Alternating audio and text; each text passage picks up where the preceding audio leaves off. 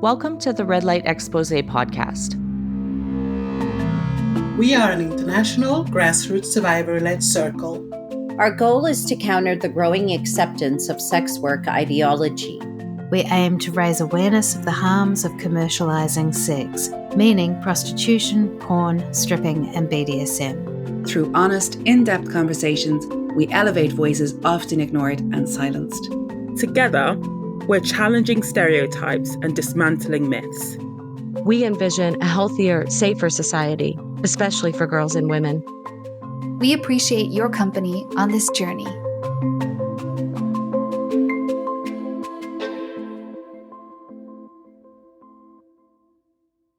Hello and welcome back to the Red Light Exposé podcast. This is Elly Arrow coming to you from Germany, and today my guest is Caitlin Roper. Caitlin is a writer and campaigner against the sexual exploitation of women and girls. She's part of the organization Collective Shout, which we'll be talking about in due course, as well as a founding member of Adopt Nordic Western Australia to fight sex trafficking. And she's the co-founder of the Feminist Academy of Technology and Ethics. Her writing has been featured in The Guardian, Huffington Post, ABC, Sydney Morning Herald, and Arena magazine, and she's been interviewed on The Project, ABC's Late Line, and Triple J Hack. Her book, Sex Dolls, Robots, and Woman-Hating, The Case for Resistance, is available from Spinifex Press. But the topic we're going to be focusing on today, which your work has kind of culminated around, or, well, our whole culture, I guess, has culminated here, which is we will be talking about Nudify apps and deepfake pornography. But before we do that, Caitlin, I want to ask you, how did sexual exploitation appear on your radar? What's the story behind your advocacy in this arena? Yeah, I think like a lot of women working in this space, part of it just comes from being a woman in the world and our own experiences. So my own experiences growing up and as a young woman, and just coming to realize, or I suppose coming to develop like a feminist consciousness and realizing that the experiences that I had had, that these were not just my own individual experiences, but these were typically female experiences. So sort of coming to that point of understanding and just realizing that I didn't want those same things for my children. At the time I became involved in advocacy, I had 3 young kids, and I was just very mindful of what the world was like for them. So just things like going to the grocery store and there are pornified magazine covers at the checkout, or, you know, sexist advertising around the place, or even just for my girls, some of the sexualized toys and clothing and messaging around being a girl and being a woman. And for my son, just questioning what messages he was getting about women. And I suppose the frustration where here I was trying to teach my children or instill these certain kind of values about women. And then the message seemingly from everywhere else is that women's value lies in being looked at, in being sexy, in being hot and thin, and, you know, just that they're always supposed to be sexually appealing and sexually available. And this was just completely at odds with what I was trying to teach my kids. So I think just that experience of having young kids and raising young kids in a really pornified culture and noticing all of those things and seeing them through their eyes, I think that was a really critical thing for me to get involved in this work. I can really relate. It's similar for me, short of not yet having any kids, but I have younger siblings. And school time radicalized me. You don't have to look very far. School time felt like a bit of a war zone sometimes with the amount of sexual harassment. I mean, when I was in school, it was still that when boys would share around girls' pictures, which would be, you know, so-called child pornography. In one occasion in my school, they actually did have to call the police over this. Either that material was real or it had to be photoshopped. But what we're going to get into is that now boys have a tool to press a button and 60 seconds later, there's a realistic looking photo of any girl or teacher, frankly, at their school. So that's a bit of a preview of what Nudify apps are, and we will get into that. But before we dive deep, I do briefly want to address kind of the atmosphere of a lot of AI spaces, be that a subreddit or any of these big AI image or video generating sites, right? When you go on them, there's a gallery where people present their so-called creations. And I wonder if you've had a similar sense to me that it feels a lot like the porn back in the grocery store. Like I don't feel at home. It's not for me, just based on the kind of images I see of women that are just mass generated. And we're not yet talking about nude images. These are images of, well, sometimes barely clothed, but still clothed women. But it's full of sexualized anime. It's full of celebrity women put in tiny bikinis. It's always the same face where she could be 15, she could be 18, and always with the button nose, the like really, really childlike Disney princess come alive look. There's so much of that material that is already disturbing to me before we even get deep into what's objectively pornography. And I don't feel like these are safe or healthy spaces for women and girls. Have you had that experience as well? Oh, definitely. It's a very male-dominated space. And I think that objectification of women is the default. And what you're describing, like, it's one of those things, like maybe it's not technically pornographic, but you just sort of, like that same sort of depiction of women and it looks like a child and it's like the anime is sort of very sexualized. And I think for a lot of women, it's just maybe you can't quite put your finger on what it is, but you get this vibe like something is just icky, and it's that sexualization of women and girls, and it's very alienating, and it's just a very sort of pornified aesthetic. And it's not even applied just to women, but the childlike nature of a lot of these representations of women in these spaces, I think, is quite chilling as well. And it will even come up when you're not looking for it. So I think like most people, I've at least tried out these softwares to see what you could do with them. So I was trying to create images of a sun goddess, and I was using Sora, which is OpenAI's video AI, so like a short clip. And it would generate the goddess over and over in a metal bikini, even though I kept specifying, can you please put her in full clothes? Can you please put something on her? And the AI wouldn't do it. That says something like either previously the same AI has been used over and over when somebody types in goddess, they've wanted something sexualized, or it goes back to the material that the AI was trained on, which is that our cultural image of goddess has become really pornified over the last however many years. And, if I want to see images of, female divinity, I have to look quite long to find ones that are not pornified, and that's sorely depressing to me. That's right. It's like even when we're looking for something like you said, female divinity, it's still catering to the male gaze. It's still designed for men who are looking at it through a sexualized lens. The general AI space already feels icky to me a lot of the time. I don't even want to use these programs if I just go on there and it's yet another anime girl. Or frequently I see Emma Watson, Taylor Swift. Those seem to be the preferred celebrities that men want to put in really, really, really small outfits, obviously against their will. But what we're going to be talking about today is when it becomes really overt, when it full nudity and pornographic acts. And to make absolutely sure everyone understands what that technology is and can do, can you just clarify for everyone, what is a Nudify app or program? How does it work? And what is it able to do? A Nudify app or program, it's basically what it sounds like. So these apps or websites or programs which are designed to digitally nudify or undress a person. And this is overwhelmingly an image of a woman or a girl. And the user typically uploads an image. This may be an image of a woman or girl that they've taken themselves on a smartphone. It could be a photo that they've just downloaded from social media, or it could be even taken from a school yearbook, which we've seen happening here in Australia. And the user, who's generally a male, can upload this photo to one of these apps or websites and digitally undress it. So digitally remove the clothes. So the app will produce a new image depicting the woman without her clothes. So this might be a woman stripped to a bikini or to lingerie, or it could be topless or nude. And this can be done. These technologies work in a few different ways. So one way is that the user can highlight a part of the body to undress. So he could highlight a woman's chest region and that would then return a topless photo.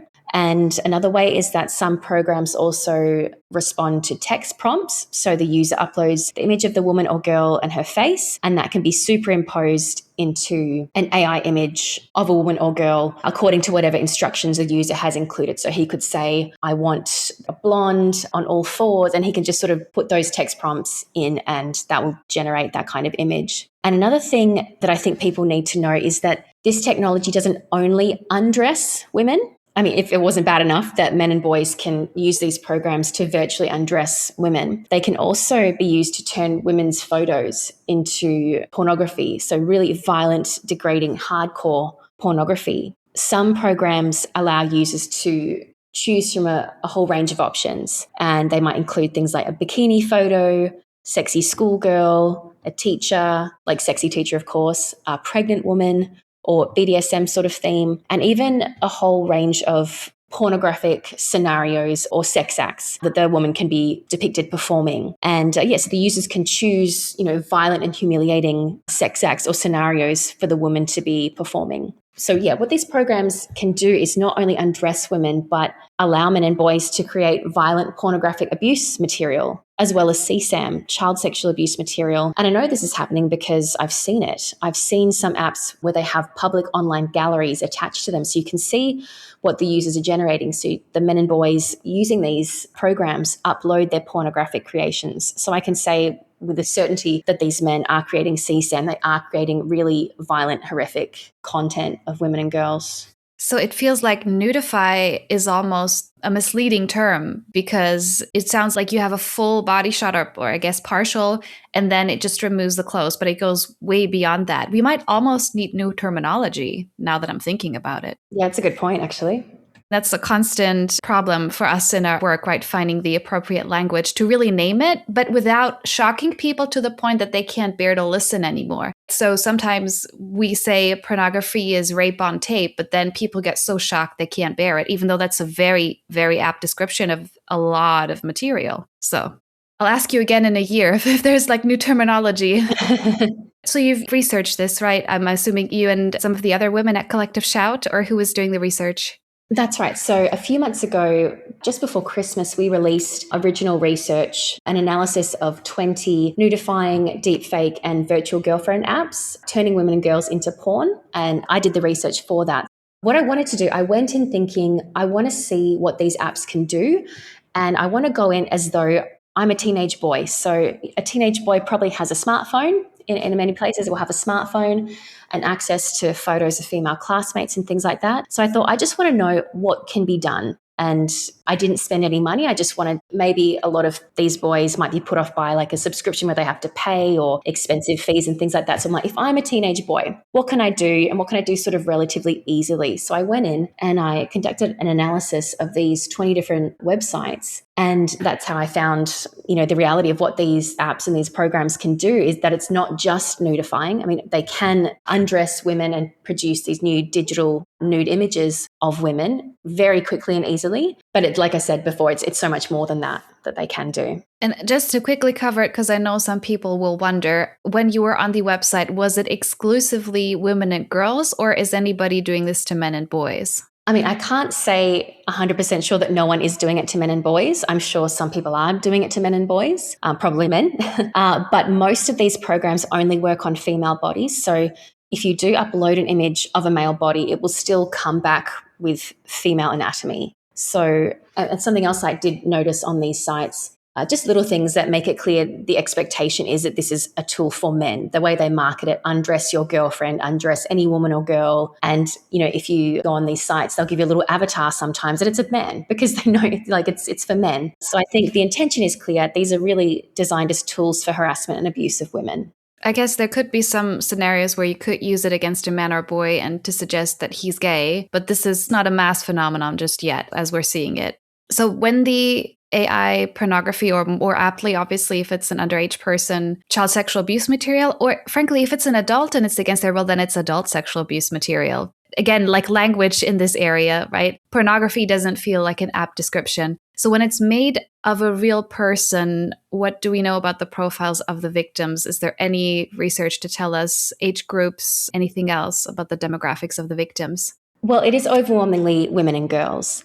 But just to go back to your point about pornography and the language there, that is something I constantly grapple with, because the terminology that we often use now and are encouraged to use around this kind of abuse of children is child sexual abuse material or child sexual exploitation, to reflect the fact that it is abuse, it is exploitation, it's not consensual. But then if we say pornography to refer to what happens to adult women, I'm like, that suggests that that's not abuse and exploitation. So the language, I do find that complicated trying to navigate all of that, because I feel like we should be identifying all of this as abuse material. I just want to make the point also that it's not always so black and white in terms of AI generated content versus the use of real women and girls. I've come across AI girlfriend websites where the users are encouraged to upload a reference photo, they call it, of an actual woman or girl in building their own AI porn girlfriend for sex chats. So there's often not a clear delineation between the two, between like AI porn, artificial women that don't exist, and women and girls being exploited with this technology.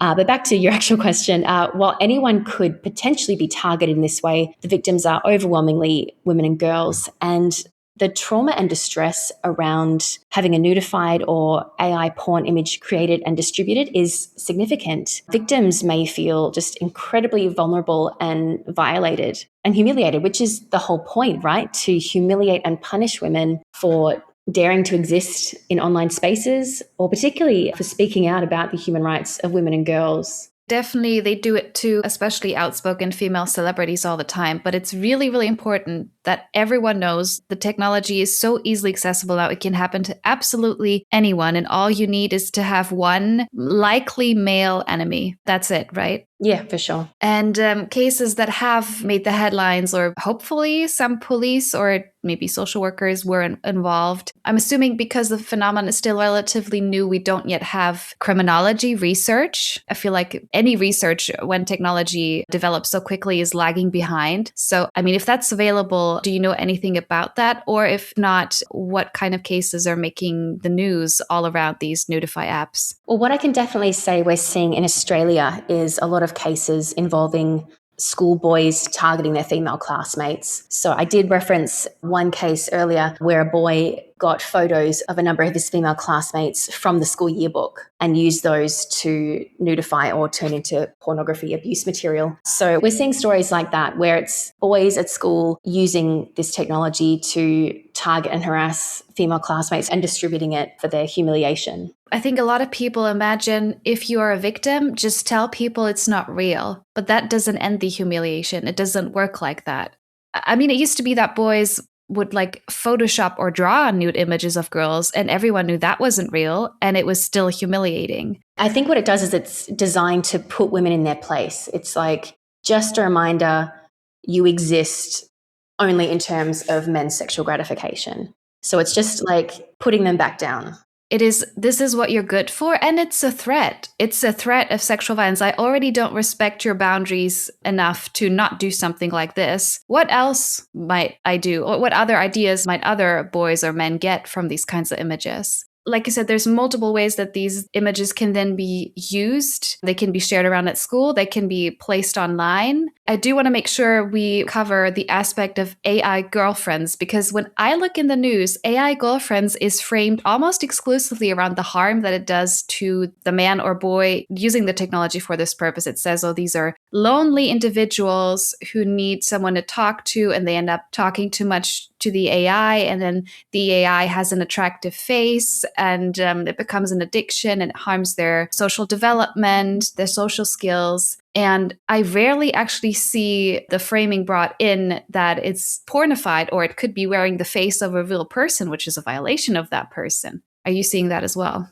Yeah, absolutely. And that's the same thing that was a common sort of discussion point among, like in the sex dolls and sex robots sort of narrative. It's the concern for, the lonely men and how might this impact them negatively and their mental health, rather than any real consideration of what this means for women and girls and how this sort of normalized objectification impacts them. And so a lot of websites do offer these virtual girlfriends. And what happens is users can either pick from one of the AI girlfriend options that's already there. And they're typically based on sexist, porn-inspired stereotypes of women, and like often very young women, barely legal kind of young women. Or these men can use text prompts and design their own, or I think, as we touched on previously, they can take the face of an actual woman or girl and use that to build an AI virtual girlfriend. So there's so many ways that women are harmed by this. But you're right, the narrative does tend to center on men and boys and how they might be harmed. And I'm not discounting that there are individuals, I've been reading about autistic individuals who develop these, I don't know, is parasocial the right word? Because it's not a person, it's an AI program. It's not to dismiss that concern, but we're not looking at the full picture if we don't take this into account. And I'm just thinking of what a nightmare scenario that would be to have rejected a man or not even know that he would like access to you and doesn't respect you, obviously, otherwise he wouldn't make this material or train an AI this way, and to then have a digital replica of yourself and be doing God knows what to that replica, which, you know, as you said, it can get into BDSM, it can get into insulting or hurting. So he can punish your digital replica.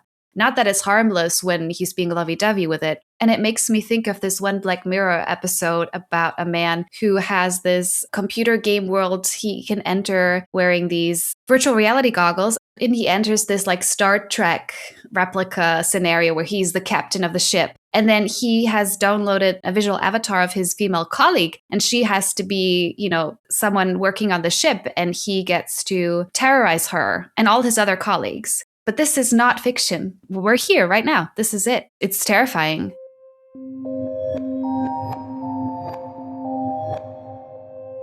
One thing that I didn't know that I read in your report on the Nudify apps, which we'll definitely link in the description so anyone can take a look, is that men and boys are not just doing this for their private entertainment, their private, very unhealthy venting of whatever they have that they're, directing at women and girls or digital replicas of us. I didn't know it was possible for them to monetize this material and that there are some sites that are encouraging the sale. Because I always figure if anyone can make their own material, why would you pay for what somebody else is doing? Isn't the market oversaturated? How is that working as a business model? Yeah, it's a good question. And even just in terms of AI content versus real women, and do the men know that it's AI content? Do they believe it's real? And the follow-up question is, do they actually care either way? Or are they just looking for this porn fantasy woman? And as long as it fulfills its function, it doesn't matter? When I was doing research on these nudifying websites, I did find it was a common theme that users were encouraged to make money from it. So one site told users that they own the copyright, as in the user owns the copyright of the images that they've generated and they can sell them as they like. And others encourage users to make money by referring friends to join. And then the original user gets a cut of the new user's purchases, or else they can receive bonus undressing credits. So that's some of the things that we're seeing. And now we're in the territory of teaching boys and young men to become digital pimps, essentially. So we're all worried about Andrew Tate, and rightfully so, but I wasn't even considering that this was going on as well. And we're living through a time where I think a lot of young people have a lot of anxiety about the future in terms of global stability. Are we going to have another world war? A lot of even wealthier economies are struggling. Companies are not hiring, they're downsizing. This is happening all over. And here come all these influencers and websites saying what apparently there is endless demand for, pornography of all stripes. So why not get into this? I mean, the porn industry is saying to the girls, there'll always be work here with us, or so they say, even though most women who enter the industry last about half a year, as Gail Dines often says. But for the boys, becoming a digital pimp might be the job of the future. Or I guess a girl could become her own digital pimp. A young woman could feed her own face and body into the machine. Some people have said this is the new frontier. You will no longer actually have to physically exploit your body. You just kind of make an AI avatar and other people will pay for it. In a situation of dwindling long-term employment, this can be your lifeboat. Have you seen this? Yeah, absolutely. We're seeing this argument that, well, first, that AI can be used to produce ethical pornography, as though there's an ethical way to objectify people, typically women, and commodify their bodies and sexuality for men's gratification. But the reality is that AI is facilitating new ways to sexually exploit women and girls, new forms of violation, creating sexualized and pornographic content that didn't take place, and it's being used to harass and humiliate.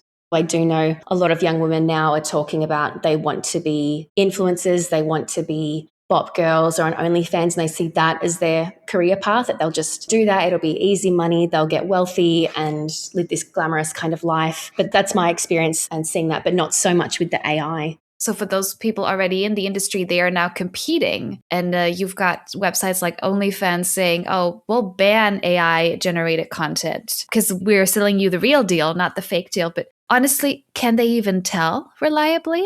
How is this enforceable? Now, women on these websites are competing with a machine that's never tired. The body's always perfect. The lighting's always perfect. It can do any pose. It can be penetrated by an object of any size without injury because it's not real. That's what you're competing with now. I mean, the pornography industry has been a human rights disaster since its inception, but this sounds like an escalation. It reminds me of sex doll brothels where they, in actual brothels, in one brothel, they introduced a sex doll. And then they claimed that the sex doll was getting more attention than the actual women and that the women were having to compete with this inanimate object. So again, there's this idea that you have an object that, it's not a human being. It's an object that exists for men's on-demand sexual use, and it can be used in any way. So it can't say no, it can't communicate, or it doesn't have that experience of pain or humiliation or autonomy or any of that, which can be part of the appeal. So that's one thing, just that idea of women having to compete with these impossible objectified ideals. But the other noteworthy thing that I'm seeing in these public online galleries is that because they're not actual women, they may be modeled on actual women, these designs, these images are essentially, they're limited only by men's porn-inspired imaginations. So just, again, they don't have to consider women's physical bodily limitations. So what they're creating is the most horrific kind of abuse material. Multiple penetrations, extreme violence, things that an actual woman's body could not possibly tolerate. And I think at this point, we've got decades of evidence to indicate that the porn men are consuming shapes their sexual templates and sexual desires and the way they want to have sex and the way they have sex. Choking or strangulation, for example, this is a sex act made popular in porn, now increasingly common outside of porn. So if men are watching, creating and engaging with more extreme, more degrading and more violent porn, and you think at this point that is barely even possible, I absolutely believe this is going to be reflected in their real world sexual practices with female partners. So AI porn depicting the torture and abuse of virtual women is going to fuel further harm to women and girls. Even if you say, okay, this doesn't involve an actual woman did not undergo this painful or degrading pornographic abuse, the harm is still there. And this is also my objection to something like hentai, which is anime pornography. Okay, it doesn't look real, but unfortunately, just real enough, just reminiscent of real girls and women enough to trickle into the wider culture. But of course, AI looks hyper realistic. It's to the point that you just can't tell. And like you said, it also connects back to sex dolls. These are all like mimicries of real women, almost like hateful parodies of women. But if you already have a narrowed view of women's and girls' humanity, this is like fuel to the fire. It's not a harmless fantasy. Right? And this is where I would briefly want to circle back to the subject of sex dolls, because there's a gap in my knowledge there about the men who use, physical sex dolls. A lot of people also feel like that's harmless, but what do we actually know about their profiles and what they do, both with the object and with real women? Yeah, for sure. I wrote a book on this topic, Sex Dolls, Robots and Woman Hating, The Case for Resistance, which was published by Spinifex Press in 2022. And it's been quite alarming to see, even in that short time, how drastically the landscape has changed in terms of AI and the way we engage with it. But in terms of sex dolls here, what I found when I was researching the book, I was engaging in these spaces, or I was lurking in these online spaces where men who had purchased sex dolls were congregating and the conversations they were having. And I was struck by the similarities between men who owned sex dolls and men who paid for sex, and the way they related to the women in the sex trade and the dolls, and the reasons they used to justify why they either paid for sex or paid for a doll. Some sex buyers, for example, said one of the reasons they paid for sex because they wanted variety. They wanted access to the bodies of multiple women. And then the men who owned sex dolls talked about sometimes having multiple dolls or a couple of doll bodies and a few different doll heads so they could alternate and feel like they were having the experience of having sex with a range of women. But then when you think with AI virtual girlfriends, of course, it's so easy to simulate being with many or multiple women. And another thing that these men often said, the sex doll owners, and the sex buyers, they cited a lack of drama in either paying for sex or buying a sex doll, basically meaning that they could experience sexual gratification without having to put in the time or effort of building and maintaining a relationship with another human being, and the complete control over the encounter. And again, with an AI girlfriend, it's all about the male user and his desires and demands. It's all under his control. And it's this female version, this artificial female existing for his sexual use and pleasure. I've actually spent in the last few years a bit of time thinking and trying to conceptualize just the comparison with sex dolls and AI girlfriends. So I see them as kind of like two sides of the same coin. Both are artificial women, man-made women based on this sexist, objectifying, porn-inspired notion of what a woman is or what a woman is for. And what a woman is for here is on-demand male sexual gratification.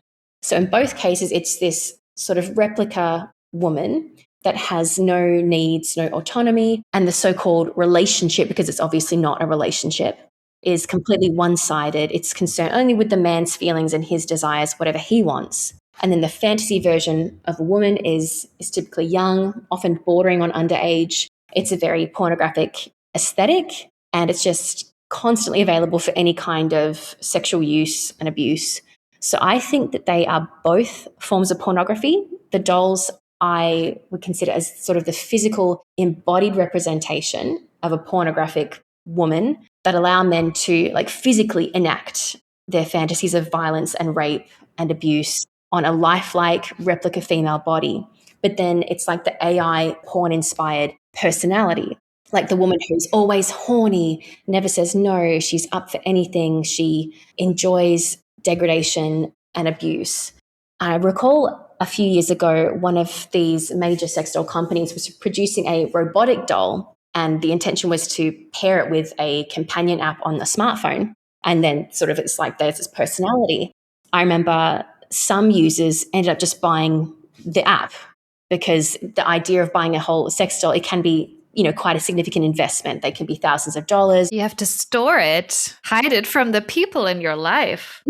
Exactly. So it does take a bit of work or a bit of financial investment, whereas an app is so easy. So a lot of the men just got the app instead rather than going to the trouble and expense of actually getting a whole doll. So what I think that means is that AI girlfriends can be so much more accessible than a doll might be.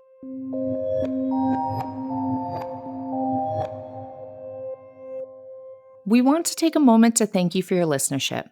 As an independent volunteer collective, our episodes are only made possible because of donations from people like you. Please visit our website, www.redlightexposé.com, and click the Donate tab. There, you can find ways to financially support us one time or on a monthly basis. Your support is greatly appreciated. And now, back to the episode.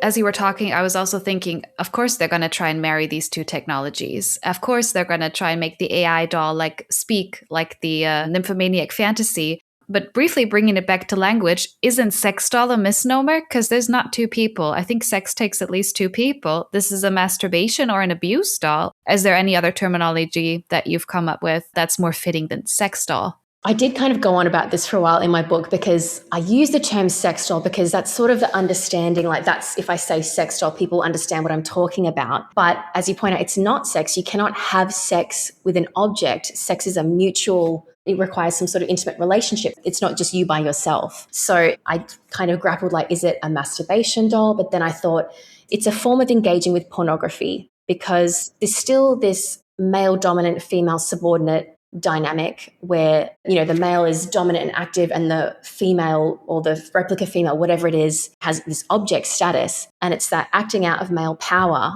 on some kind of version of a female body. So I thought it feels like what happens in pornography because, you know, do we call that sex? Do we call that sexual abuse? Yeah, just that sort of dynamic, the power dynamic. I thought they're replicating that same dynamic on an object. So I'm like, it's not sex, but I don't know if it's just as simple as masturbation. And then if it's masturbation, some people are like, well, it's just masturbation. Are you going to complain about the ways people masturbate? And then if it's just masturbation, we can't object to child sex abuse dolls because it's just masturbation. So I thought it's a bit more complex than that. And that's where I came to this view that it is a way, an escalated way potentially of engaging with pornography. It's a pornographic male dominant kind of dynamic. And just to quickly clarify, so both in terms of the AI websites and the sex dolls, do any of the companies, or I guess shadowy, I don't know if you always know who's behind these things, but do any of them have qualms or barriers to making, prepubescent bodies, producing images or dolls of prepubescent child bodies, girl bodies most of the time? Or is that rampant? In terms of the dolls, yeah, it's pretty rampant. I think a lot of the child sex abuse dolls come out of places like China and Japan, and they've managed to get away with that for quite a while, but not exclusively. So I think they know that there's a market for it, so they will make it. More recently, a trend that we've noticed at Collective Shout is, whereas in the past, these companies quite blatantly advertise their dolls using certain terminology like little girl, lolly, just terms to suggest it's a child. I think following some of our campaigns against these online platforms like Etsy and Temu and other places that have been selling them, and possibly more policing of these items, they've started to change the way they market the products. So they're still the same products. They're still these childlike dolls, but they'll use terms like 18-year-old or woman, girlfriend, and things that suggest it's a deliberate thing, like way of being like, no, we never said it was a child. Do you think it's a child? It's not a child. That must just be your imagination. This sort of like gaslighting. So that I found that quite interesting that they're doing that. But then in terms of the AI, what a lot of these nudifying apps and these websites will do, they'll just cover themselves and have some sort of disclaimer that these sites aren't to be used to create illegal material or to create child abuse material or to be used for non-consensual purposes, when that's exactly what they're for. So it's just sort of a ticker box thing so they can say, oh, we're covered. But then these sites also host that stuff. So one particular site I'm thinking of, which has a gallery attached to it where you can see what the users are uploading, what they're creating, because they upload it after. They say, we don't tolerate violence, we don't tolerate child abuse material or any of those things, and all the things they have in place to track it and get rid of it.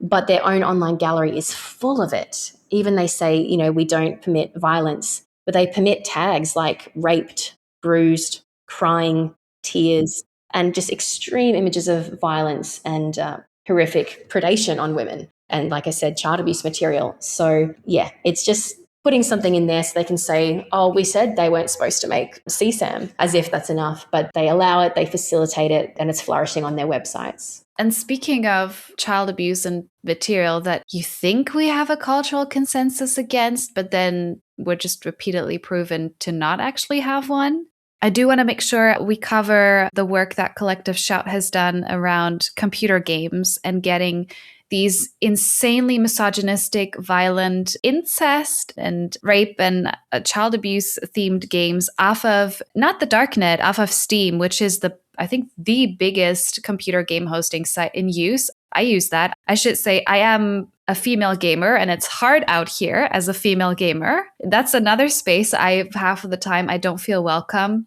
I have to use mods to adapt games so that they become playable to me. I use like mods that put the clothes back on the women sometimes, things like that. Like I learned through your work how much absolute abuse, I don't even want to call them games, gamified material there is on a site like Steam. And then not actually sadly surprised, but enraged on your behalf to see that when your campaign actually succeeded in taking down a large number of these games from the platform, that the backlash you received became, extreme and criminal. And if I understand correctly, whoever was behind it, I'm assuming men and boys, started to make AI and other types of material of the Collective Shout campaigners. Is that right? Yeah, that's right. It's been quite a lengthy campaign, like an orchestrated, targeted campaign against the women on our team as punishment for getting rid of these rape and incest games. So last year, we were alerted to essentially a rape simulation game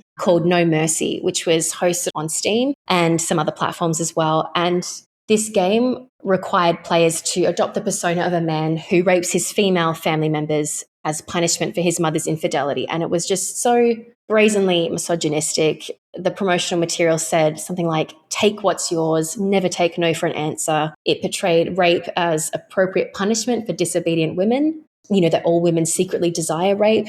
We felt that it really glorified male violence against women and promoted these really harmful stereotypes about masculinity, basically that it's associated with violence and dominance and entitlement and literally owning women and feeling entitled to rape them. So we exposed the game, we called it out online, we called on Steam to remove it, and we had thousands of supporters, I think maybe more than 3,400 send emails to Steam executives. I personally made a complaint to the Australian Classifications Board, which resulted in the game being geo-blocked here in Australia. And then we launched a petition, which attracted 70,000 signatures, calling on Steam to remove the game. All this time, Steam is just silent. They just ignored us. So 70,000 people signed. Then we issued a media release, and it started gathering like international attention as well, which resulted in the game being pulled in Canada and in the UK also. So what happened is the developer actually just pulled the game himself following the backlash, and Steam hadn't actually responded at all. We ended up doing a bit more digging on Steam, and we found almost 500 other games tagged with rape and incest. So we called on Steam to remove all of them. And after maybe 6 weeks with no response whatsoever from Steam, we started encouraging our supporters to email payment processors, like Visa and MasterCard, that process payments on the site, and ask them not to process payments on these gaming platforms selling rape and incest games and sexual torture of women and children, these kind of games. And shortly after, we launched an open letter to the payment processors, and this was signed by our global partners and experts in the field of men's violence against women and children. And within a week, Steam had started to delist games, and shortly after implemented a new policy in response to new requirements from payment processors. And there was also another gaming platform, itch.io. I'm not sure if you're familiar with that one. No. Okay, but they also ended up delisting thousands of pornographic games, I think just even temporarily to go through and make sure, because maybe some of them were not in violation of the terms of service, but maybe others were. So they delisted a whole bunch of them and went through to make sure that they met the new requirements, but they named us as being responsible. So gamers lost their minds. We were just inundated with rape and death threats.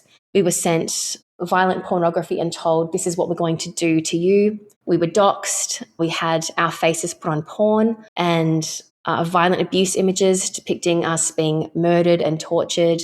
Deepfake porn, where our likeness has been used in videos performing sex acts. This is the degree, it was just, when you're a feminist online, when you're speaking out about these issues, you're going to get targeted and you expect, and that's, this was not our first rodeo. But this was nothing like I had ever seen or experienced before. It was months and months and months of sustained, intense death threats and abuse. And at really every platform, via email, via our website, any way that they could think to contact us or people who might know us or support us. My publisher was contact other people.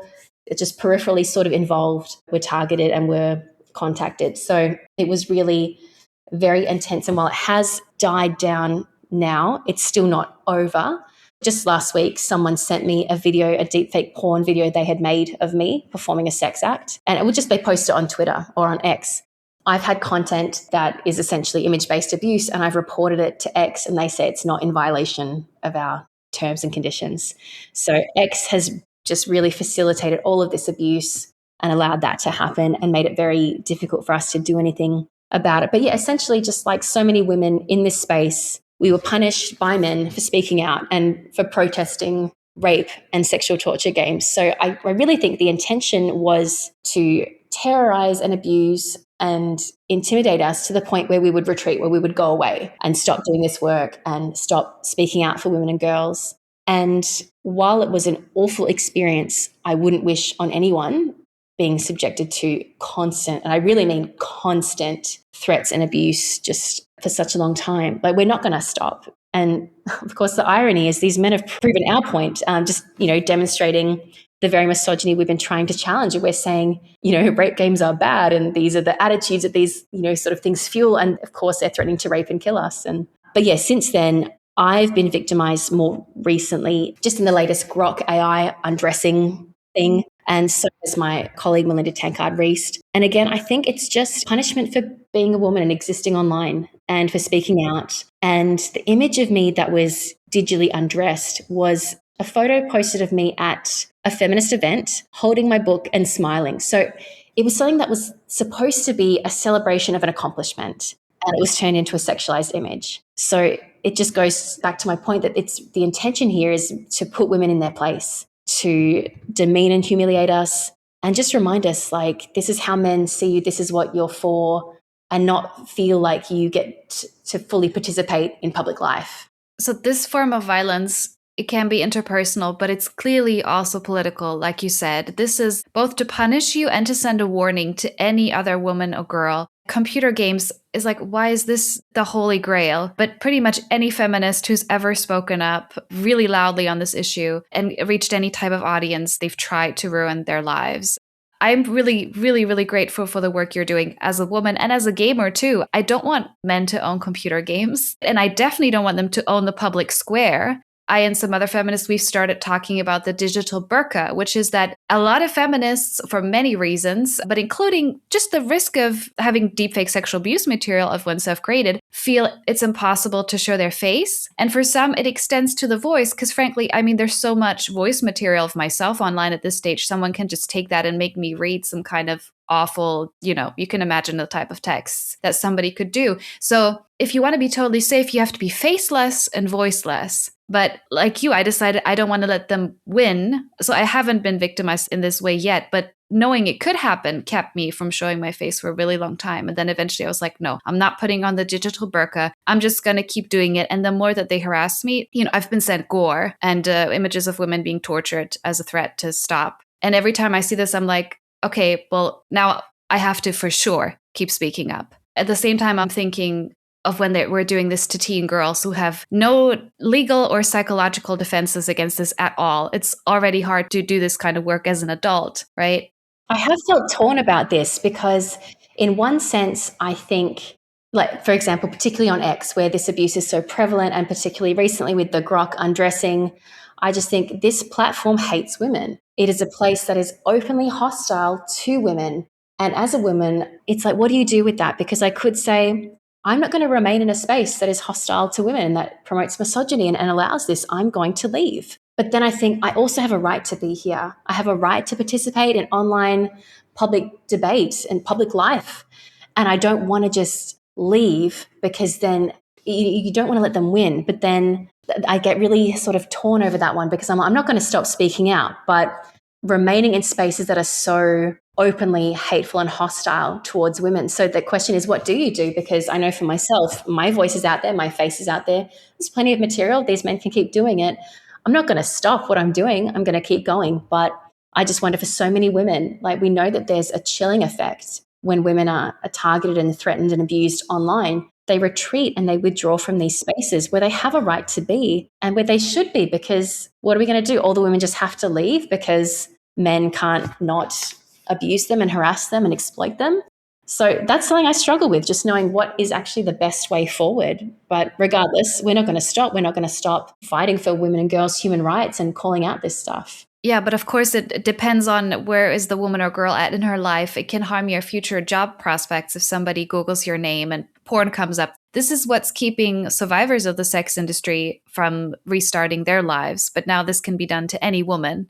You can literally, destroy her employment future, or at least diminish it. And then, of course, I don't think we've mentioned it before, that the psychological impact. I was reading a report about this happening in South Korea, where this is a complete mass phenomenon now, where boys doing it to teenage girls. Of course, there are girls taking their lives over this.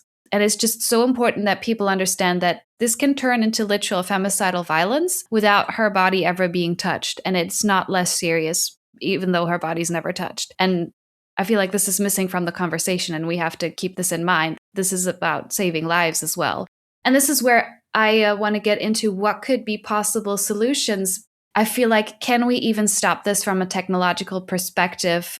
So appealing to men's better nature, I think we've been trying that for a very long time. There might be some men and boys where this does work, but clearly a lot of them in 2026 that's meaningless to them. So are there any technological barriers that can be put in place? So some of the big AI sites, they do have a ban on explicit material. They will still do bikinis and a lot of this like softcore stuff that's bad enough. But technically, for instance, OpenAI's products, as far as I know, do not permit fully explicit material. However, their user base is such a demand for it that the company representatives have been openly talking about, saying, oh, but maybe we could allow erotica. That's the term that they used. And I don't know quite sure if they're just referring to written or also images, but I'm assuming images and video as well. How could the technology possibly be certain about age, what's violent, what's someone's real face? There's no way this is going to work. And that's not even getting into all the shady companies that are not really regulated by anybody who do whatever they want. So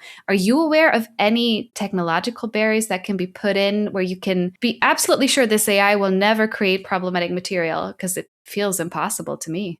Yeah, that's a great question. And I think to your point earlier, I don't think a lot of people have a lot of faith in these corporations to act ethically. I think these major corporations and these companies typically prioritize profits over people, even when their product is harming so many people, even when it's harming children. You just look at Facebook and companies like this, they know what's going on. They know children are being harmed. They know children are being groomed and trafficked on their platform, but they'd rather not invest the money in the safeguarding because they're more concerned with making money. So I think these companies have proven they have to be compelled to act ethically because they won't do it if they could be making more money. So I think particularly with technology, there's this view that we don't want to stifle innovation, but we need some sort of urgent regulation. What we've been doing at Collective Shout, we've been campaigning against nudifying apps since 2019, and we've been calling for a global ban on nudifying apps.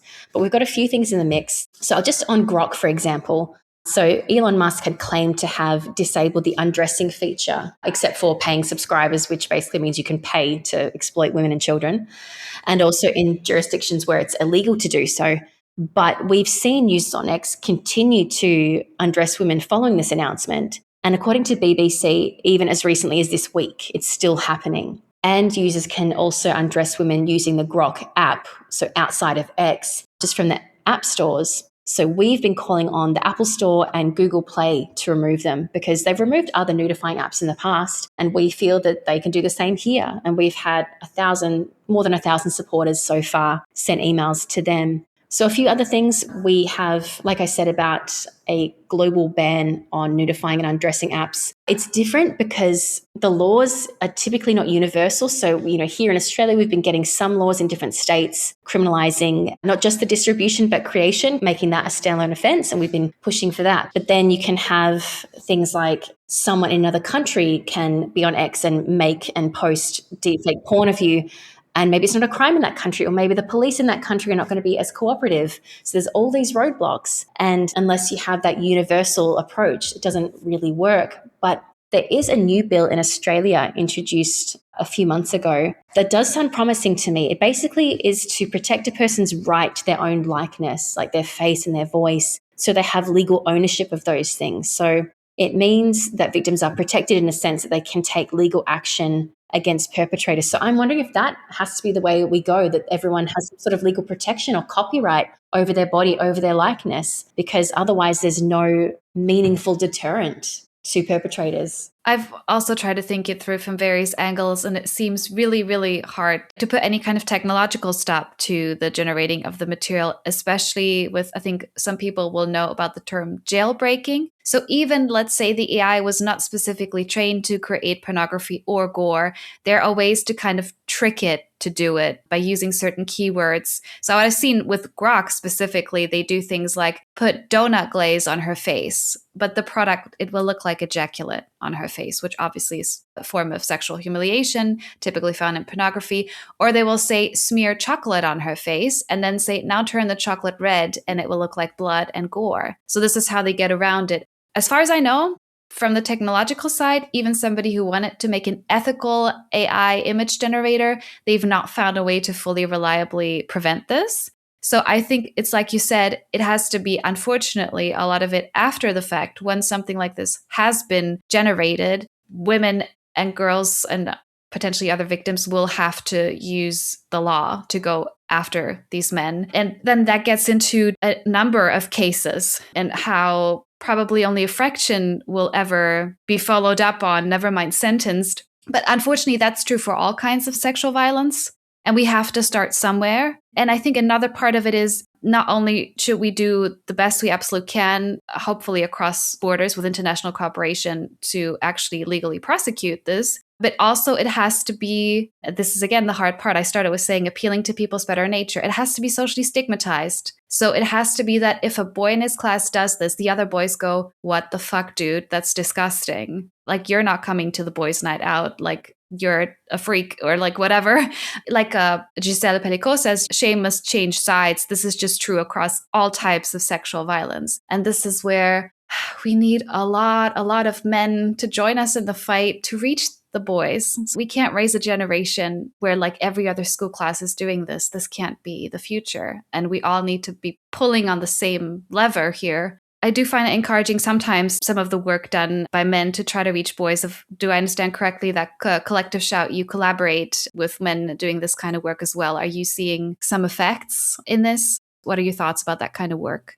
Yeah, I think it is really important to engage with men and boys. When we make the argument, these boys being groomed by a pornographic culture, they don't inherently, hate women and want to abuse women and be violent towards women. Like, this is a process of socialization. And particularly when we're talking about boys, like young boys, they are victims in this too. They are victims of a predatory porn industry that is grooming them and shaping their attitudes and beliefs. So we feel if we can reach boys and help them to understand these issues, that a lot of them, they don't want to be like that. They don't want to participate in this exploitation of women and girls. And they want to be better and they want to be different.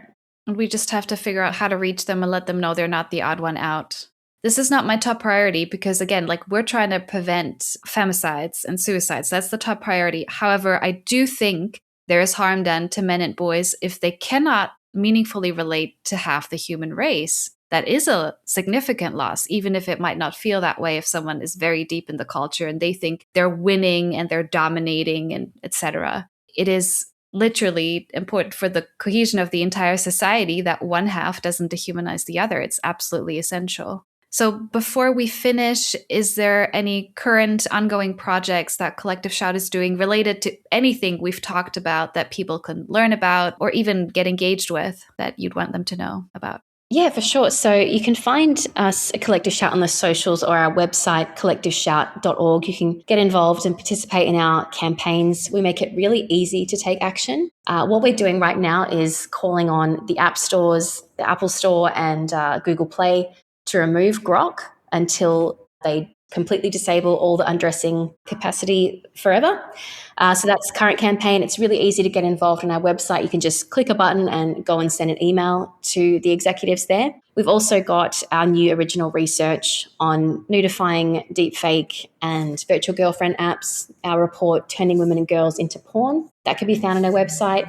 That covers a lot of this sort of content that we talked about today and what's going on in these spaces. And yeah, we're really quite active in this space. We're writing submissions, we're meeting with politicians. We've got some things in the works. So if people want to be involved with that, if they want to support what we're doing, that would be great. We'd love that. So, you can get in touch on the socials or follow us or anything like that.